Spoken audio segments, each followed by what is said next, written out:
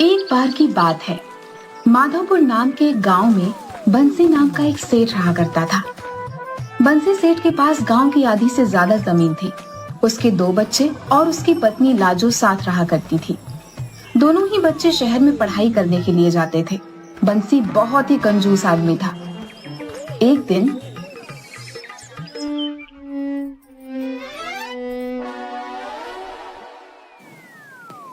अजी सुनते हो, आज खाने में क्या खाओगे? दाल चावल बना दूं क्या? हाँ बना दो। अच्छा सुनो, दाल केवल 1 मुट्ठी भर के ही बनाना, बाकी उसमें पानी बढ़ा देना। रात के काम भी आ जाएगा भाई। हे भगवान, क्या करूं मैं इस आदमी का, परेशान करके रखा है। लोग सोचते होंगे कि हम तो राजा महाराजाओं की तरह रहते हैं। उन्हें क्या पता कि गरीबों से भी बुरी जिंदगी जी रहे हैं। मैंने आज के बाद आपसे पूछना ही नहीं है। ए जी, बहुत हो गया आपका। अगर आपने अब एक नौकर नहीं रखा घर पर तो मैं मायके चली जाऊंगी, समझे आप? अरे भाग्यवान, गुस्सा क्यों होती हो? देखो, अगर हम एक नौकर रखेंगे तो उसे पैसे देने पड़ेंगे। अब ये बताओ, किसी और को देने से अच्छा वो पैसे हम खा भी तो सकते हैं ना। आप खाने की बात करते हो कि खाना जिसमें पानी बढ़ा दो ताकि रात को भी चल जाएगा, या वो वाला जब आप भंडारे से 2 पूरियां और थोड़ी सब्जी लाए थे और कहा कि इसी को खा लेते हैं ताकि एक रात का राशन बच जाए। मैं बता देती हूँ, अगर आपने एक नौकर नहीं रखा और घर में अपनी हरकतें नहीं बदली तो मैं अपने भाई पहलवान सिंह को यहाँ बुला लूंगी, वही सुधारेंगे आपको। अरे भाग्यवान, गुस्सा क्यों होती हो? अरे नौकर की क्या जरूरत है, उस बसंत से ही काम करवा लो। हे भगवान, तरस खाओ उस बेचारे पे। एक तो तुम उसे पगार समय से नहीं देते और ऊपर से उससे घर का भी काम करवाना चाहते हो। कुछ तो शर्म करो। अरे कैसी शर्म? अरे भाई, मैं मालिक हूँ उसका, जो मर्जी चाहूँ वो काम करा सकता हूँ। कल उसको भेज दूंगा, उसे सारा काम समझा देना, ठीक है? ठीक है, भेज देना कल से। और दुकान पे कैसे संभालेंगे फिर? अरे वो मैं देख लूंगा। अगले दिन बंसी ने अपनी दुकान पे काम करने वाले बसंत को अपने घर पर बुला लिया। हाँ सेठ जी, बताइए, कुछ काम था क्या? हाँ, वो आज से तुम यहाँ सेठानी की मदद करोगे, समझ गए ना? लेकिन सेठ जी, दुकान पे फिर कौन काम करेगा? अरे उसकी चिंता ना कर, वो मैं देख लूंगा।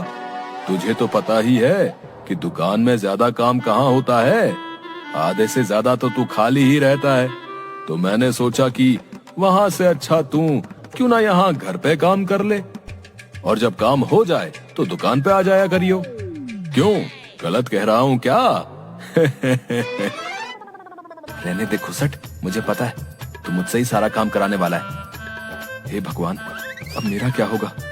लगता है इसके दिन पूरे हो गए हैं, तभी तो ये मेरे दिन पूरे करने पे लगा हुआ है। हे पहाड़ी वाले बाबा, अपने हाथों से लड्डू बना के आपको चढ़ाऊंगा। इस सेठ को उठा दो, कृपा करो बाबा, कृपा करो। अरे सोच क्या रहा है, चल काम पे लग जा, ठीक है ना? मैं दुकान पे जा रहा हूँ, ठीक है? जा खुसट जा, काम तो मुझे करना है, तुझे कौन सा कुछ करना है। ठीक है मालकिन। जो कुछ खाने को बना दो, और हाँ, अच्छा सा बनाना। इसके बाद बसंत काम करने लग गया। तभी सेठ वहाँ पर आ गया। बसंत, सुन तो क्या बना रहा है? मालिक, रोटी सब्जी बना रहा हूँ। अच्छा सुन, सब्जी में पानी ज्यादा बढ़ा दियो, रात के काम भी आ जाएगी। लेकिन सेठ जी, सब्जी का स्वाद चला जाएगा ज्यादा पानी डालने से। नहीं जाएगा। आप यहाँ क्या कर रहे हो जी? बसंत, तू बता, क्या कहा इन्होंने तुझसे? वो मालकिन सेठ जी ने कहा कि सब्जी में पानी बढ़ा दूं। हे भगवान, तुम ऐसा करो, जैसा बना रहे थे वैसा ही बनाओ। जी मालकिन। और आप जरा इधर चलिए मेरे साथ। हाँ हाँ, आ रहा हूँ। ये क्या कर रहे हैं जी? मुझ तक ठीक है, ये सब बाहर वालों को क्यों बता रहे हैं कि आप कैसे हैं? आपकी वजह से मेरा बाहर मुंह दिखाना मुश्किल हो जाएगा। आपके आगे हाथ जोड़ती हूँ, खुद को थोड़ा सुधारिए। इसके बाद लाजो वहां से चली गई। सारा काम खत्म करने के बाद बसंत वहां से चला गया।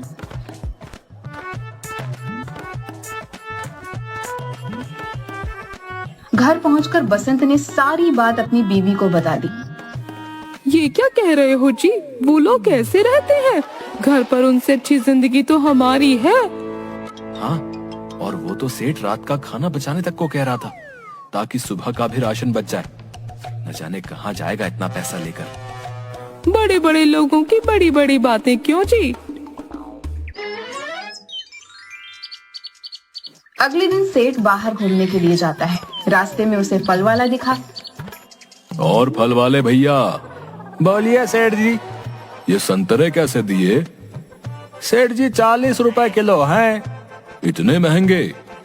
क्या सेठ जी मजाक कर रहे हो? हैं? क्या गांव के सबसे अमीर आदमी हो आप और 40 रुपए को महंगा बोल रहे हो? तो क्या अमीर आदमी हूं तो फायदा उठाओगे? सब समझता हूं मैं। हम जैसे अमीरों को महंगे दामों में देकर 10 रुपए की चीज को 40 रुपए में बेचते हो। कैसी बातें कर रहे हो सेठ जी? 10 रुपए का जमाना चला गया। लेना है तो लीजिए सेठ जी, वरना जाने दीजिए। न 20 रुपए दूंगा मैं। बस अब बताओ। नहीं सेठ जी, ये तो बहुत कम है। चलो ना तुम्हारी ना मेरी, 30 रुपए कर देता हूँ। ये क्या बात हुई? ना मेरी ना तुम्हारी। अब करना है तो 25 कर दो। सीधा 40 बोल रहे हो तुम तो। हे भगवान, किससे पाला पड़ गया मेरा। क्या सोच रहे हो? 25 में दे दो तो बताओ, वरना और भी दुकानें हैं। ले लीजिए, ये लीजिए, आप लीजिए। अरे जरा बड़े बड़े डाल दो। वाह सेठ जी, पैसे देने के वक्त 40 का 25 कर दिया और अब संतरे बड़े बड़े चाहिए। लीजिए और खुश रहिए। इसके बाद सेठ वहां से चला जाता है। क्या आदमी है भैया।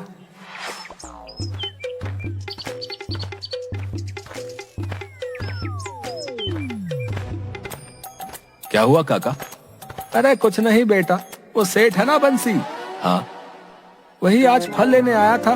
40 रुपए किलो फल को 25 में लेकर गया है और मुझे कहता है कि 10 रुपए की चीज को 40 में बेच रहा हूँ। लगता है हमारे सेठ जी ने काफी वक्त से संतरे नहीं खाए, तभी तो उनको उनका दाम नहीं पता। जाने दो चाचा, उसकी कंजूसी के चर्चे तो पूरे गांव में है। आप तो जानते ही हो ना बंसी सेठ कैसा है। हाँ बेटा, बस नाम का ही सेठ है वो। बाकी हरकतें तो उसकी गली में मांगने वाले भिखारियों से भी बुरी है। तू ठीक कह रहा है, मैं भी कहाँ उस सेठ की बातें लेकर बैठ गया। अच्छा बेटा, अब मैं चलता हूँ। ठीक है काका।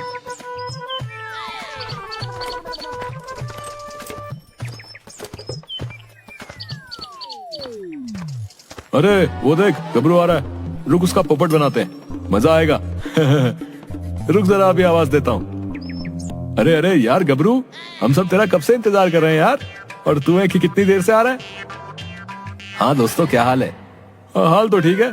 और कहाँ से आ रहा है? बस बाजार गया था, अभी बस ये फल खरीद कर आ रहा हूँ। और तुम्हें पता है, बंसी सेठ भी आया था।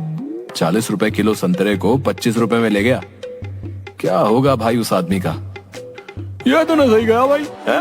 उस आदमी से पैसे निकलवाना भगवान से काम निकलवाने से भी ज्यादा मुश्किल है। मैं कभी कभी सोचता हूँ कि कोई होगा क्या जो इससे पैसे निकलवा ले। होगा भाई, जरूर होगा। देखना, जिस दिन सेठ का पाला उससे पड़ेगा ना, उस दिन माधोपुर के इतिहास में उस आदमी का नाम सुनहरे अक्षरों से लिखा जाएगा। यह तो तुमने बिल्कुल सही कहा यार। अच्छा, मैं क्या कहता हूँ, हमारा गबरू किसी से कम है क्या? है? अरे मैं क्या सोच रहा था, मुझे लगता है कि वो आदमी तुम ही हो जो उस सेठ को सबक सिखा सकता है। क्यों भाइयों? अब क्या मतलब? मतलब ये कि तुम जाओ और उस सेठ को सबक सिखाओ यार। उस सेठ की जान बसती है ना उसके पैसों में। क्यों ना तुम उसकी तिजोरी चुरा लो। याद है जब एक बार तुमने गांव वालों को सबक सिखाने के लिए सबके घरों में डाका डाला था? हम महीनों तक पता नहीं लगा पाए थे कि वो कौन है। मुझे तो लगता है कि इस काम के लिए सबसे ज्यादा सही आदमी तुम ही हो। क्या बोलते हो दोस्तों? ये क्या बोल रहे हो भाई, मैं चोरी नहीं कर सकता। याद है ना सरपंच जी ने क्या कहा था, इस बार चोरी करूंगा तो सरपंच जी गांव से निकाल देंगे। अरे तो चोरी करने को कौन कह रहा है? हम तो ये कह रहे हैं कि तुम उस सेठ की तिजोरी उससे ले लो, है? अरे उसको सबक सिखाओ यार, और उसे फिर बाद में लौटा देना। अरे तो भाई, वो मुझे अपनी तिजोरी क्यों देगा, ये बताओ पहले। जो आदमी 1 किलो संतरों के 40 रुपए नहीं दे पा रहा, वो मुझे अपनी तिजोरी भला क्यों देगा? अरे वही तो तुम्हें सोचना है कि वो तुम्हें अपनी मर्जी से खुद अपनी तिजोरी सौंप दे। बोलो एदम, हो पाएगा तुमसे? अरे लेकिन, अरे छोड़ो भाई, मुझे नहीं लगता इस गबरू से हो पाएगा। जाने दे इसको। जाओ भाई जाओ, तुम घर जाओ। है तुम संतरे खाओ अपने। कितना अच्छा मौका था गांव वालों के सामने अपनी काबिलियत साबित करने का। लेकिन खैर जाने दो गबरू, अब मैं करूंगा। तुम सोच लो एक बार, हो पाएगा ना तुमसे? हाँ मैं करूंगा, मैं सिखाऊंगा सेठ को सबक। उसके बाद वो जिंदगी में कभी कंजूसी नहीं करेगा। इसके बाद गबरू वहाँ से चला जाता है और दोनों हंसने लग जाते हैं। अब आएगा ना मजा, जब गांव के दो नमूने आपस में भिड़ेंगे। इसके बाद गबरू बाबा का रूप लेकर सेठ बंसी के घर पहुंचता है।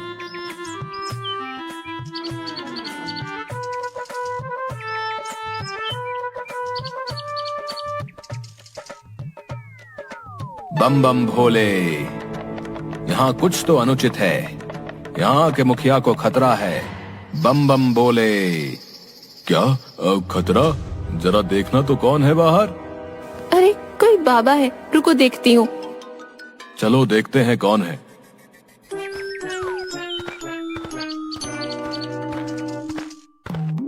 अरे ये बाबा तो शुरू होने से पहले ही खत्म हो गए। बाबा जी सुनिए तो। क्या हुआ बाबा, किससे खतरा है?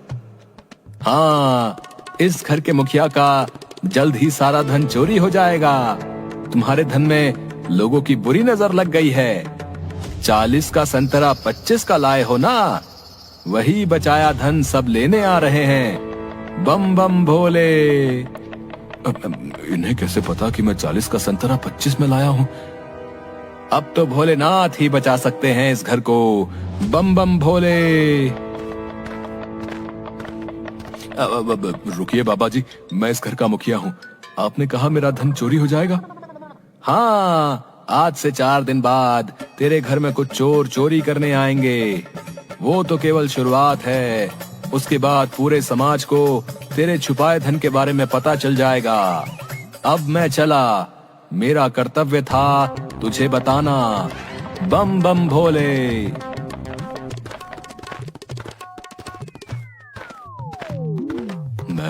मैं अपना खजाना ही छुपा दूंगा। हाँ। सेठ अपना खजाना पूरा छुपा देता है। इसके बाद वह 3 दिन 3 रातों तक सो नहीं पाता और डर के कारण बस चिंता में डूबा रहता है। चौथे दिन वह घर के दरवाजे की खिड़कियां बंद कर थकान के कारण सो जाता है। अचानक आधी रात को कुछ लोग उसके घर चोरी करने के लिए आते हैं। ओए सुने, आराम से अंदर जाइयो। अगर उस सेठ की आंखें खुल गई तो दोनों में से कोई भी नहीं बचेगा, समझा ना? हाँ समझ गया, आगे बढ़ आप जल्दी से। घर तो बड़ा सही है इस कंजूस सेठ का। अरे जब ये नया नया अमीर बना था तब बनाया था ये घर इसने। तब तो वो इतना कंजूस नहीं था, तभी उसने इतना बड़ा घर बना दिया। वरना उस कंजूस की जेब से इतना पैसा निकल ही नहीं सकता। अरे अरे आवाज मत कर, जाग जाएगा वो। चोरी की आहट से जग जाता है और हल्ला करने लगता है। सारे चोर भाग जाते हैं। सेठ बंसी डर के मारे पूरी रात नहीं सो पाता और रात भर जाकर तिजोरी के सामने बैठा रहता है। अगले दिन सुबह सुबह बंसी गांव में बाबा को ढूंढने निकल जाता है, लेकिन उसे बाबा कहीं नहीं मिलते। वो थक हार कर घर चला आता है तो देखता है कि बाबा उसके घर के सामने से गुजर रहे हैं। प्रणाम बाबा। प्रणाम। मैं आपको सुबह से ढूंढ रहा था। तुम? मैं वही जिसके घर आपने आकर कहा था कि 4 दिन बाद मेरे घर में चोर चोरी करने आएंगे। अच्छा, तो तुम हो? हाँ बाबा। क्या हुआ? बाबा कल मेरे घर चोर आए थे। बाबा अब आप ही बताइए मैं क्या करूं? तुम्हारे धन पर लोगों की बुरी नजर लगी हुई है। हमें पूजा करनी होगी ताकि लोगों की बुरी नजर को मिटा सकें। करवा पाओगे पूजा? हाँ बाबा बिल्कुल। ठीक है, चलो मुझे अपनी तिजोरी के पास ले चलो। जी बाबा।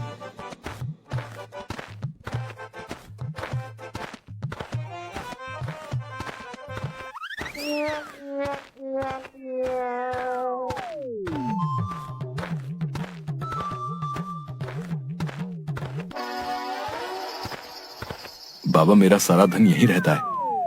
मुझे देखने दो, इसमें कितनी बुरी शक्तियां कुंडली मार के बैठी हुई हैं। असंभव, तुम्हारे धन को बचा पाना अब संभव नहीं। भूल जाओ इस धन को। इस धन के पीछे मनुष्य ही नहीं, प्रेत भी पड़े हुए हैं। हर हर भोले। बाबा, कुछ तो करिए, आपके आगे हाथ जोड़ता हूँ। ठीक है, ये जगह बुरी शक्तियों से भरी पड़ी है। ये तिजोरी जितना यहाँ रहेगी उतना ही तुम्हें नुकसान होगा। अब आप ही बताइए, हम क्या करें? इसे यहाँ से हटाना होगा। गांव के पीछे एक मंदिर है। बुरी शक्तियों से बचाने के लिए मंदिर से पवित्र कुछ भी नहीं। मैं वहां इसकी रक्षा करूंगा ताकि कोई बुरी शक्ति इसका कुछ ना बिगाड़ सके।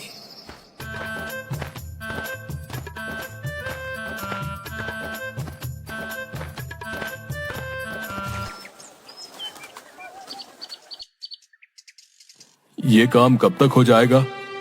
बेटा, ये काम 2 दिन में हो जाएगा। तुम 2 दिन बाद मुझे यहीं मिलना। ठीक है बाबा।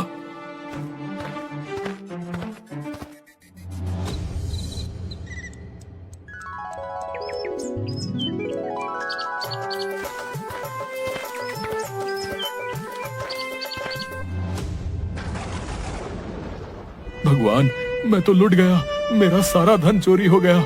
अब मैं कैसे किसी को मुंह दिखाऊंगा?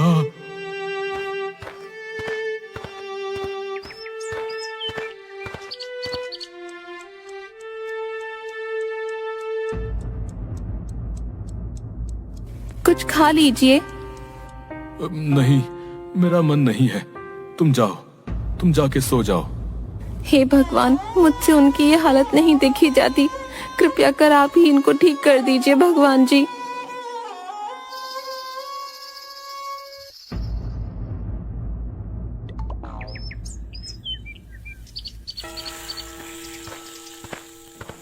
बसंत, जाओ गांव में ये ऐलान कर दो कि जो भी सेठ जी को ठीक करेगा उसे हम मुंह मांगा इनाम देंगे। जी सेठानी जी।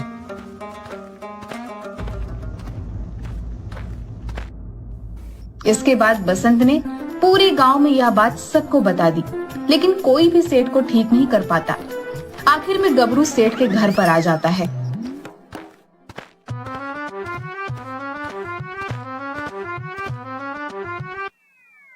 प्रणाम सेठानी। प्रणाम। मेरे पास सेठ को ठीक करने का उपाय है। क्या सच में? हाँ सेठानी। तो तुम ही इन्हें ठीक कर दो। मेरे साथ कुछ लोग भी आए हैं। अंदर बुलाओ उन्हें।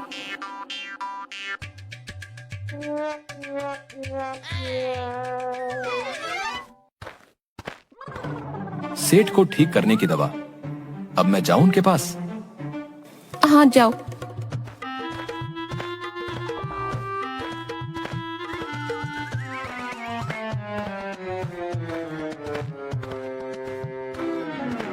सेठ जी, मैं जानता हूँ आप अपने धन के जाने के कारण दुखी हो, लेकिन मैं आपका धन वापस ला सकता हूँ। क्या सच में? लेकिन आपका धन तभी मिलेगा जब आप सत्य मन से भगवान से माफी मांगोगे। सेठ जी, धन बचाना अच्छी बात है, लेकिन दूसरों को परेशान करना गलत बात है। इसीलिए जब तक आपको आपकी गलती का पछतावा नहीं होता, तब तक आपको आपका धन नहीं मिलेगा।